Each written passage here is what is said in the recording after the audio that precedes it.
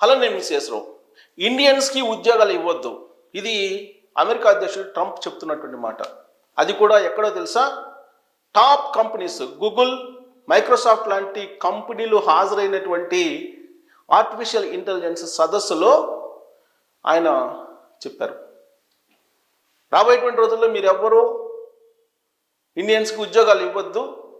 ఇప్పటికే ఉద్యోగాలు వాళ్ళకి ఇచ్చినట్టు కారణంగా స్థానికంగా ఉండేటువంటి అమెరికన్స్కి ఉద్యోగాలు లేవు, కాబట్టి మీరెవరు ఇవ్వద్దు. ఒకవేళ ఇస్తే తీవ్రమైనటువంటి పరిణామాలను ఎదుర్కోవాల్సి వస్తుంది అని చెప్పి హెచ్చరించారు అమెరికా అధ్యక్షుడు ట్రంప్ మల్టీనేషనల్ కంపెనీస్ని. ఇప్పటికే గూగుల్, అమెజాన్, మైక్రోసాఫ్ట్ ఇలా పెద్ద పెద్ద కంపెనీలు దాదాపు 40 నుంచి 60% లేఆఫ్స్ ఇచ్చేస్తూ ఉన్నాయి. తాజాగా ఇంటెల్, అమెరికాలో అత్యంత పెద్ద కంపెనీ ఇంటెల్ కూడా 15,000 మందిని తీసేసింది. లేఆఫ్స్ ప్రకటించేసి వాళ్ళ ఉద్యోగాల నుంచి తీసేసింది. ఇలా మల్టీనేషనల్ కంపెనీలు ఒకవైపు పెద్ద ఎత్తున ఉద్యోగాలు తీసేస్తున్నటువంటి క్రమంలో ఆర్టిఫిషియల్ ఇంటెలిజెన్సు లేదంటే ఇతర కోర్సుల్లో నిష్ణాతులుగా ఉన్నటువంటి మన వాళ్ళకి ఉద్యోగాలు ఇవ్వద్దని చెప్పి ట్రంప్ చెప్తున్నారు. ఇలాంటి పరిస్థితుల నడుమ అమెరికాలో మన స్టూడెంట్స్ లేదంటే మన పౌరులు అక్కడికి వెళ్ళి జీవించేటువంటి పరిస్థితి ఉందా అనేటువంటి ప్రశ్న వస్తుంది. ఇప్పటికే సెకండ్ గ్రేడ్ పౌరుల్లాగా అక్కడ ఉండాల్సి వస్తుంది అనేటువంటి భావన అమెరికా అధ్యక్షుడు ట్రంప్ వ్యక్తం చేస్తున్నటువంటి వ్యాఖ్యలను బట్టి అర్థమవుతుంది. అమెరికాలో గ్రీన్ కార్డు ఉన్నప్పటికీ కూడా మీరు శాశ్వత పౌరులు కాదు, కేవలం శాశ్వత నివాసులు మాత్రమే అని చెప్పి ఆయన చెప్తున్నారు. మరోవైపు H-1B వీసా ఉన్నప్పటికీ మీరు ఉద్యోగం కోల్పోతే ఇమీడియట్గా దేశం విడిచి వెళ్ళిపోవాలి. ఇన్ కేసు గృహహింస కేసు నమోదైతే శాశ్వతంగా అమెరికాకి నిషేధం మీరు, ఇలాంటివన్నీ కూడా చెప్తున్నారు. ఇక స్టూడెంట్స్ F-1 వీసా మీద స్టూడెంట్స్ వాళ్ళు వెళ్తే స్టూడెంట్స్కి సంబంధించినటువంటి సోషల్ మీడియా ప్లాట్ఫామ్స్ అన్నింటినీ కూడా ట్రాన్స్పరెన్స్గా ఉంచాలి. వాళ్ళకి సంబంధించినటువంటి అకౌంట్స్, యూజర్ నేమ్స్ అన్నీ కూడా ఇవ్వాలి. వాళ్ళు చేసేటువంటి పోస్టులు ఒకవేళ అమెరికాకి భిన్నంగా ఉన్నా, ట్రంప్కి భిన్నంగా ఉన్నా, లేదా అమెరికా వ్యతిరేకించేటువంటి దేశాలకి మద్దతు ఇస్తున్నట్టు కనిపించినా అమెరికా నుండి గెంటేస్తాం, ఇలాంటివి చెప్తూ ఉన్నారు. ట్రాఫిక్లో ఒకవేళ రోడ్ల మీద వెళ్ళేటప్పుడు కానీ లేదంటే ప్రయాణం చేసేటప్పుడు కానీ ట్రాఫిక్ రూల్స్ని కనుక మీరు ధిక్కరిస్తే మీకు శాశ్వతంగా అమెరికా వీసా లేకుండా రద్దు చేస్తాం, ఇలాంటివన్నీ కూడా భయానకమైనటువంటి స్టేట్మెంట్స్, భయానకమైనటువంటి వ్యాఖ్యల్ని ట్రంప్ చేస్తూ ఉన్నాడు. పైగా జేడీ వాన్స్ అమెరికా ఉపాధ్యక్షుడు ఆయన కూడా ఏమంటున్నారు? గ్రీన్ కార్డు ఉన్నంత మాత్రాన మీరు శాశ్వత పౌరులు కాదు అమెరికాలో అని చెప్పి చెప్తున్నారు. ఆంధ్రాకి అల్లుడు ఆయన, అమెరికా ఉపాధ్యక్షుడు JD Vance.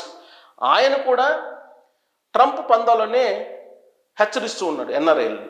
Not only NRIs, విదేశాల నుంచి ఎవరు వెళ్ళి అమెరికాలో స్థిరపడినా వాళ్ళ మీద ఇలాంటి ప్రయోగాలు, ఇలాంటి ఒత్తిళ్ళు, ఇలాంటి చట్టాలని ఇంప్లిమెంట్ చేస్తున్నారు. దాదాపుగా 13 లక్షల మంది అమెరికాలో ఇల్లీగల్గా ఉంటున్నారు. వాళ్ళందరినీ తరిమేస్తానని చెప్పి అంటున్నారు. హోమ్లాండ్ సెక్యూరిటీకి అమెరికా ఆదేశాలు ఇచ్చారు, విశిష్ట అధికారాలు కూడా ఈ మధ్యకాలంలో వాళ్ళకి ఇచ్చారు.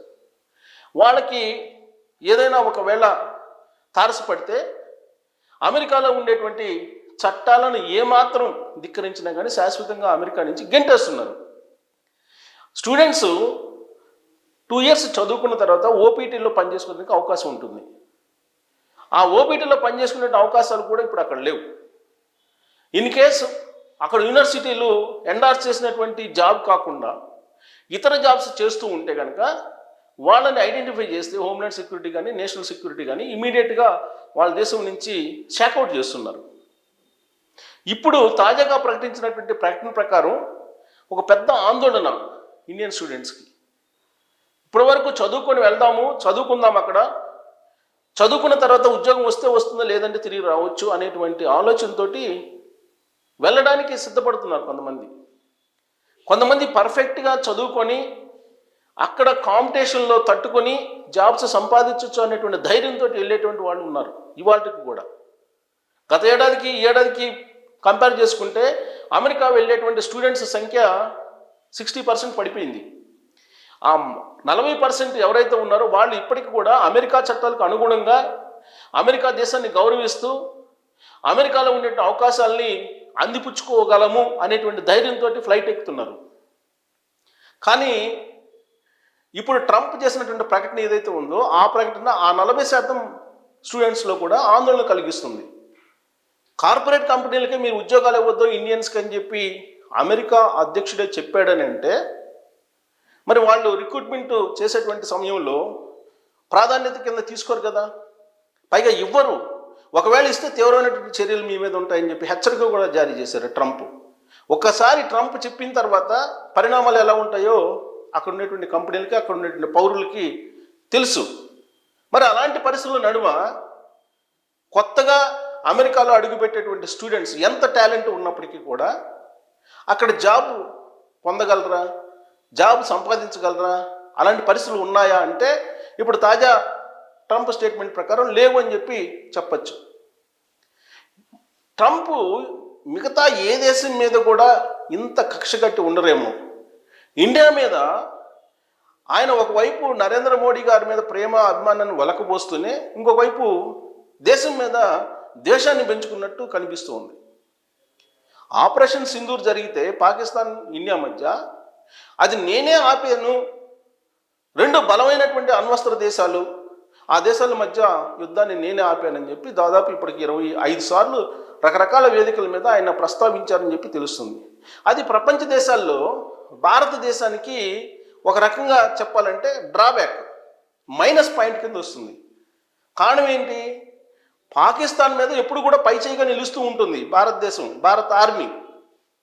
రీసెంట్గా జరిగినటువంటి ఆపరేషన్ సింధూర్లో కూడా పాకిస్తాన్కి సంబంధించినటువంటి ఎయిర్ బేసెస్ని కొట్టేసింది. అలాగే అక్కడ ఉన్నటువంటి ఉగ్రవాద స్థావరాలని ధ్వంసం చేసింది.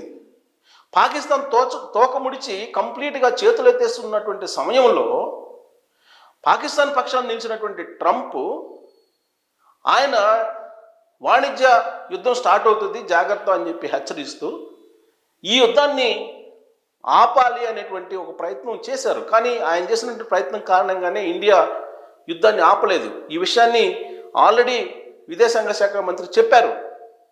అయినప్పటికీ కూడా పదే పదే భారతదేశం మీద తన ఆధిపత్యం ఉంది అని చెప్పి ప్రపంచ దేశాలకు తెలియజేయడానికి ట్రంప్ ప్రయత్నిస్తున్నారు.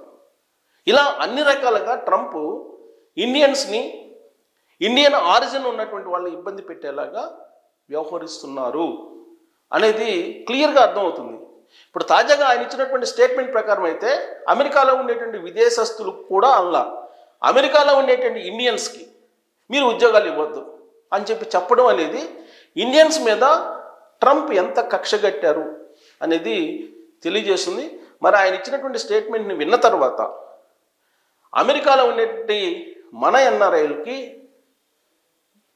ఎలా అనిపించి ఉండవచ్చు, రాబోయేటువంటి రోజుల్లో అమెరికా వైపు చూసేటువంటి భారతీయులకి ఎలాంటి ఇండికేషన్ ఆయన ఇస్తున్నట్టు అనిపిస్తుంది. దీని మీద మీరు ట్రోల్ చేయొచ్చు. Thank you.